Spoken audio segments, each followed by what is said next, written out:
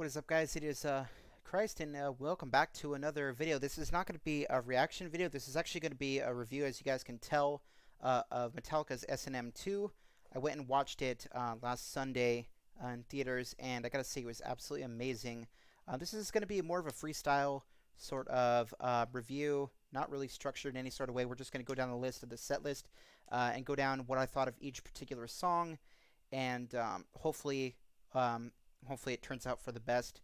I figured there's a lot of stuff to unpack here, so I figured um, I would sort of unpack each particular song, let you guys know what I thought of it, and then at the end we're gonna give some sort of closing thoughts, what I thought of it, how it compared to the first S&M. Coming from a huge Metallica fan, one that owns and loves every single album, I would say that this was absolutely amazing. But just how amazing it is to is sort of to be determined. So the first thing that the video opened with wasn't actually with the songs.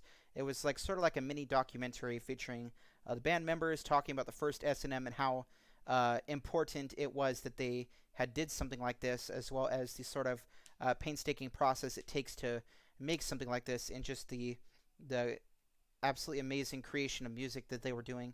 I would say it was a really cool documentary. I really liked the introduction with the four band members basically encouraging the people in the seats to not stay in the seats, but rather to actually get up, jump around, sing along to the songs. Spoiler alert, nobody in my theater actually did that. I was singing along, but I didn't want to be disrespectful for people behind me because they were not standing up. I was not standing up. If they would have stood up, I would have stood up. But I was just trying not to be respectful to them. Um, so the first song it actually opened up with, this is pretty typical. This is something that they did the first time around, was The Ecstasy of Gold. And it was covered by the San Francisco Symphony. Uh, really nothing to say here. It was pretty much as you would expect. Absolutely amazing. And I can't remember how exactly S&M 1 opened with. Like I probably should have that up, actually. S&M 1 set list. Okay, so they did play the Call of Cthulhu the first time around, in the same spot. I thought that this rendition, I went back and listened to the first one, and I have to say, um, keep in mind I've only heard it once, but the first impression was that the one in S&M 2 was better than the S&M 1. I may get some people who sort of disagree with that and may write angry comments. That's just my thoughts on it. Um, Now, the second song, For Whom the Bell Tolls, I don't know if this was in the original one. I think it was, but I'm not positive. It's been a long time since I've heard this one. Yeah, they played it. It was closer to the end of the set list. Um, For Whom the Bell Tolls was definitely really cool. I liked what they were doing with the instruments in the beginning. The symphony definitely really shined in this one. Um, but there is a lot of other songs where they shined way more. We're actually going to get into that one right now. This is one. Now, before I had went in there, I was trying not to look at the set list so I could be surprised by every single song. There were some I expected, some I didn't. Um, but the next one is The Day That Never Comes, and there is. I'm gonna pick my five best or favorite parts in this, and I would have to say that The Day That Never Comes was definitely 100% in the top five, probably competing in the top three. I thought that the rendition was absolutely amazing. I really loved the intro. Was basically not even featuring Metallica. They didn't even start playing until the clean verse riff. Before that, it was all the San Francisco Symphony doing the intro, doing the different solos and stuff, covering that on their instruments, which I thought was absolutely amazing. I really loved the symphony in the bridge as well. They definitely really stood out in this song, and I absolutely loved it. It was a completely unique cover of The Day That Never Comes. And James's voice, I gotta say, in this was absolutely amazing. Normally, he kind of struggles with the "This I Swear" section of the song, but he was really, really good in this song. It seems he sort of learned how to get around the fact that he can't hit that high note. He sort of does. He doesn't sustain it as long, and therefore it doesn't really hurt his voice that much, or doesn't really sound too out of place. Um, so that was definitely really cool. So the next part was The Memory Remains. Now this one is actually one of my favorites from the set list. I wouldn't necessarily say if it was top five, but I really enjoyed The Memory Remains. I love the symphony here, and of course you have the entire sort of crowd singing along to this one. The symphony was absolutely amazing in this one, and I loved in the end they sort of this is something that happens every single time they play The Memory Remains. But they'll stop playing the song, and the crowd will actually continue. And they actually continued it on for like a good 2 to 3 minutes. And like James and the director of the San Francisco Symphony were sort of just like they were so confused and they didn't know what to do. They just kind of stared at each other and laughed as everybody was doing that. I thought that was really cool. But then they went right into, I think, Confusion. Now, this one I would have to say is definitely top five material. Confusion is an underrated Metallica song, in my opinion. It's a lot of people consider it one of the weakest on the albums, but I think that lyrically, musically, and the music video, it is one of the best songs on the album. It explores PTSD with soldiers, and so I think it has a really good message behind it. Um, but the San Francisco Symphony was absolutely amazing. This song completely exceeded any of my expectations. I was hoping that they would do this one, but I was very doubtful that they would do Confusion. If I had to pick, I thought they would have done something like Spit Out the Bone or Atlas Rise um, over this one, which I was very much surprised and I was very much impressed by what they had done with Confusion. Next one, I kind of expected Moth into Flame. This one's not really one of the ones where the San Francisco Symphony stood out. They were kind of like more in the background, kind of like a supporting role, instead of feeding off of each other. There was a few songs where they had done that in, um, and this was definitely one of them. The next one, the Outlaw Torn, I was not expecting them to play. However, I've seen them play it a few times live recently. Well, not really recently, or at least a few times. I've seen them play it like once or twice live on the videos that they upload to YouTube. That's right, I do watch those, even if I don't react to them. I do watch them every single time. Um, this was definitely one of the unexpected and absolutely favorite moments. I was actually listening on the way to the concert. I was listening to S&M 1, trying to like predict some of the songs that they were going to play from the first one. And this did not cross my mind at all. And I was super glad that they had played the Outlaw Torn. However, that being said, I think the first S&M definitely did it better with this song particularly. Um, No Leaf Clover is the next one, and I was I was over the moon with excitement for No Leaf Clover. No Leaf Clover is definitely one of my favorite songs by them. And the San Francisco Symphony, I believe it was the same arrangement as the first time, which you really couldn't tell a difference aside from James's voice. He, of course, sounds a little bit aged in this one, but it was still absolutely amazing. It definitely sends chills down your spine. No Leaf Clover definitely was one of the shining moments of S&M too. I've heard them play it live without the symphony, and while it's an awesome song, it's just not the same than what they have this symphony. And I just want to plug this in here. If Metallica ends up doing a CD and DVD or Blu-ray version of this concert, I'm definitely going to go get it. Next song is Halo on Fire. I was hoping for this one, but I wasn't certain that they were going to play it. Halo on Fire is definitely my favorite song off of Hardwired to Self-Destruct. A lot of people like Spit Out the Bone more or Hardwired, but Halo on Fire is just my favorite song on the album. I can't tell you why. I just love the melodies in it. They're so satisfying.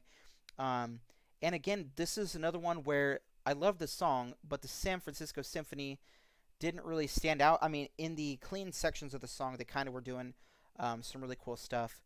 But other than that, I would say that this wasn't really one of the songs that they were standing out in. However, they definitely made up for that in the second half of the set list. We're going into part two now.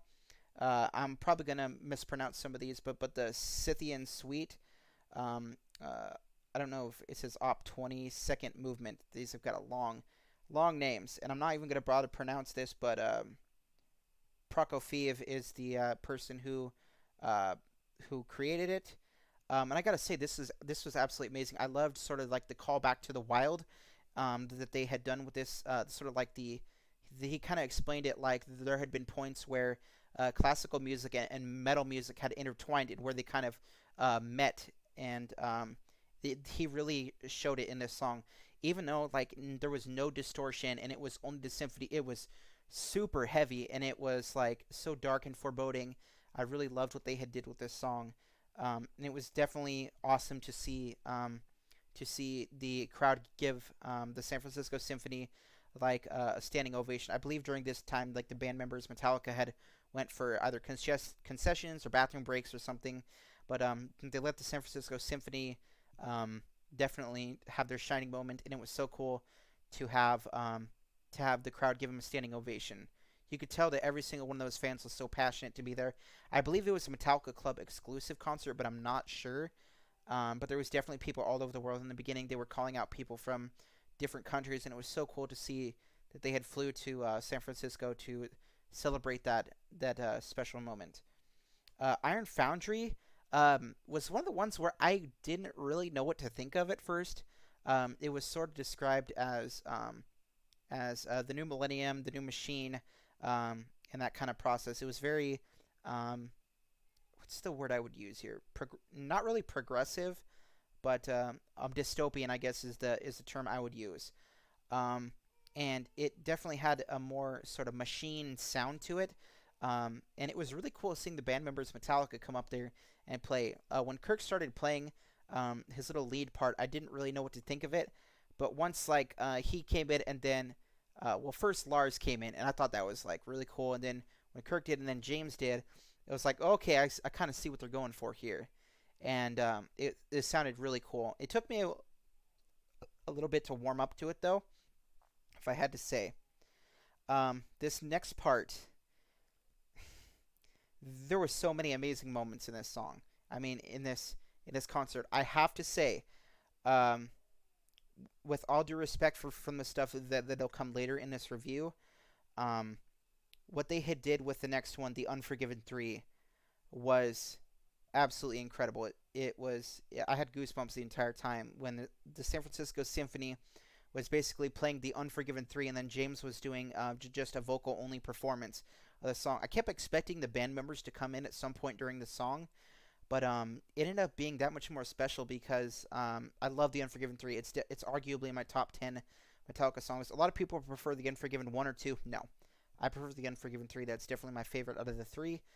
And it was absolutely amazing that they had played this one. I was expecting them to play the Unforgiven, but I was completely amazed and in awe when they had decided to do the Unforgiven 3 instead of the Unforgiven 1. Because the Unforgiven 1 is definitely a good song. The Unforgiven 2, it doesn't nearly get played as much as 1, and it doesn't nearly get played as much as number 3, even though 3 has only been played a handful of times. Um, I think it's a pity because it's one of my favorite songs, like I said.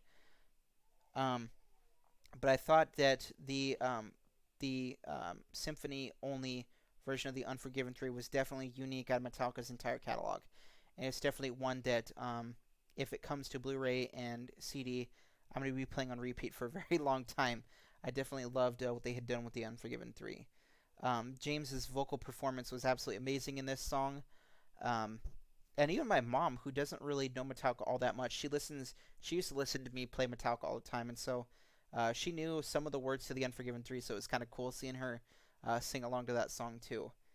Um, so the next one is definitely one of my well, in the top three, I would say.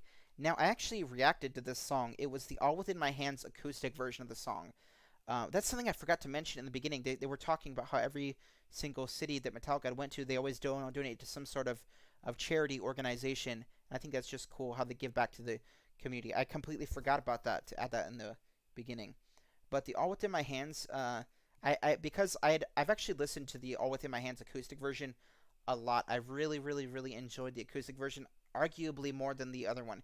It's amazing to me how they can have an acoustic version of a song and still sound just as heavy as if they were to have distortion. It just goes to show that they're definitely top musicians. And even though Saint Anger was one of the least like albums, if I'm being honest, it's one of my least like favorites. Or at least one of my least like albums, but I still love the album. I'm pretty. You can call me a fanboy if you want to, but I love all Metallica's records. Besides Lulu, we don't talk about that. Um, so yeah, All Within My Hands was the acoustic version. I expected it to be. Um, when I started when I saw the All Within My Hands version, I'm like, are they gonna do the All Within My Hands song? Because I figured that they do at least one song from every record, and um, I was definitely glad to see that they had picked this one instead of something like Saint Anger or Frantic.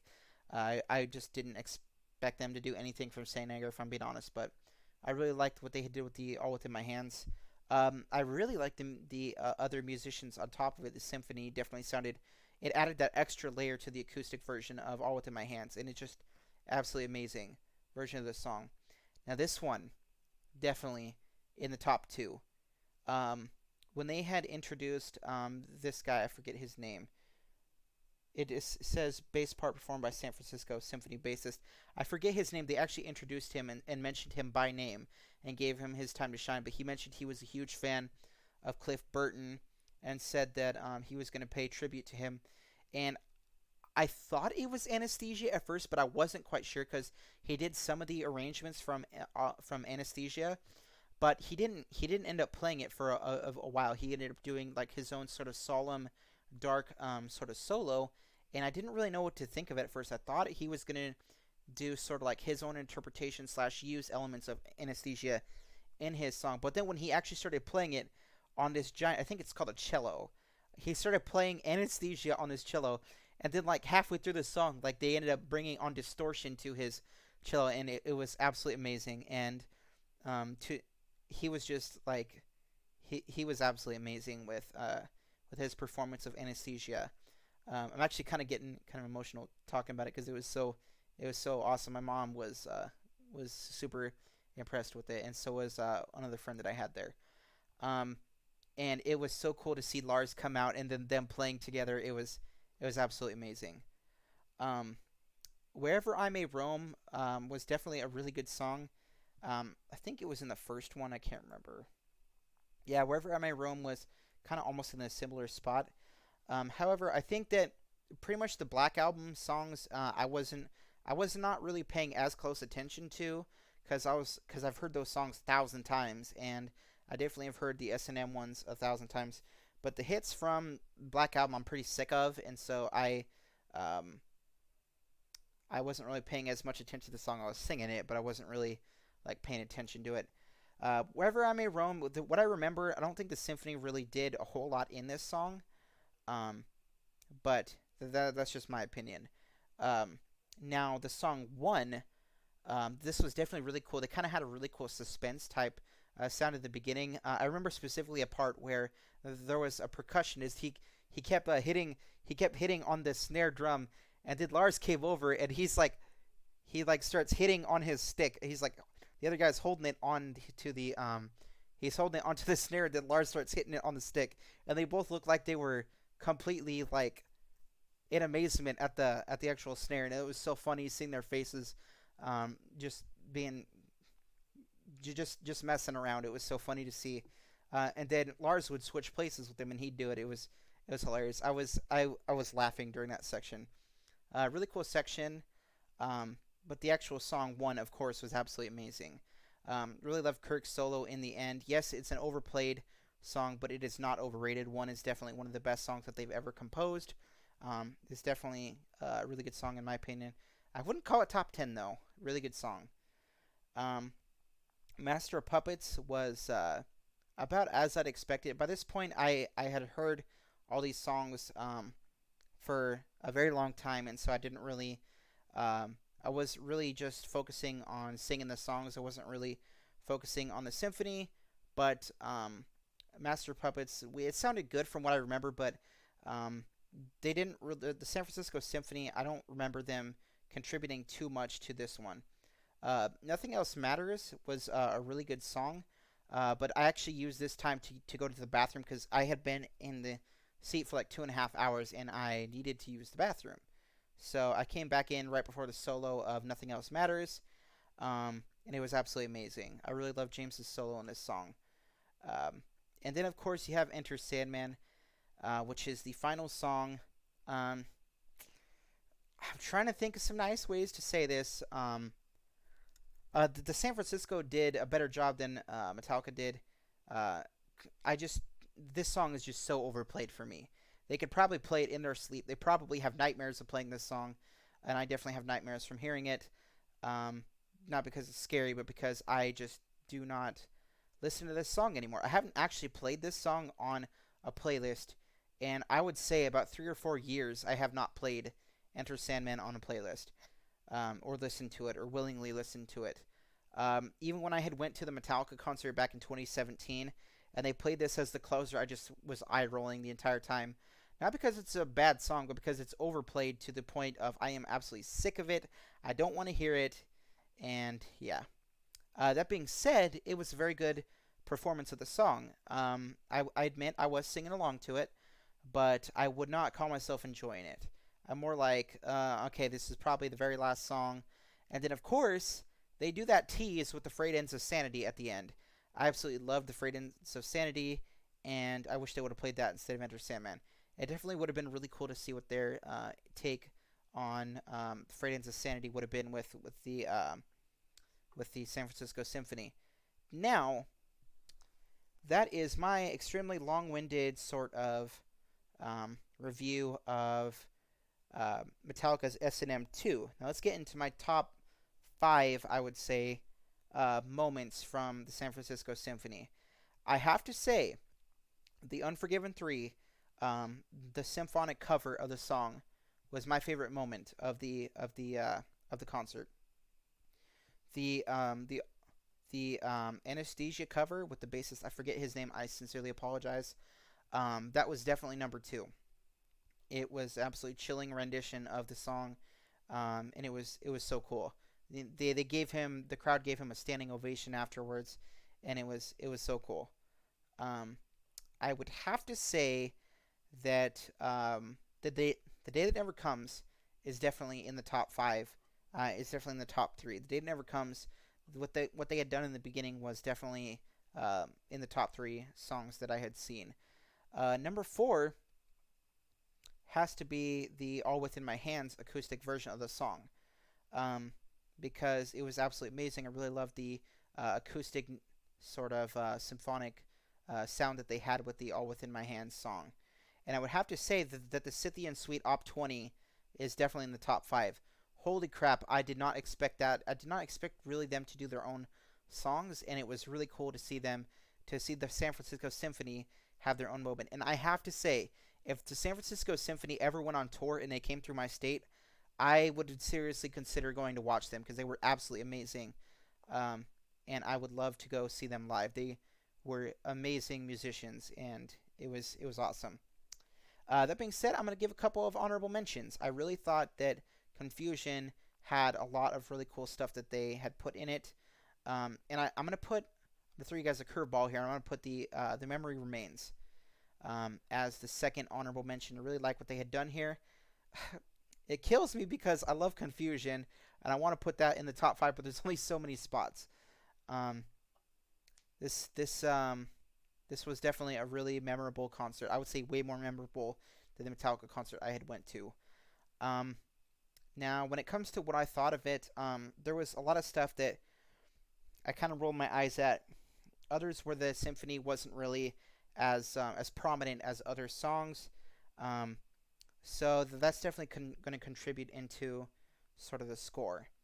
Now, if I had to rate this concert, um, I would have to give it a solid. We're going to use on a scale 1 to 10. I would have to give this one a solid 8.5. I'm being very critical here. Um, there was a lot of songs that I thought, for at least the ones they had done from the other S&M, I thought were actually better. The ones from S&M 1, with a couple of exceptions. Um, so yeah, that's sort of my review on what I thought of it. It's about a solid 8.5 is what I thought of this. Now, there was a now if I had to say like some other things that I would have liked to have seen, um, I would have. Where is? Let me look at the set list so I'm talking out my behind. There's one song that I would have preferred them to play that it just absolutely killed me that they did not play. Minus Human has got to be in my top 10 Metallica songs of all time. This is an absolutely amazing song, and it's an absolute crime that they have not played this ever since S&M 1.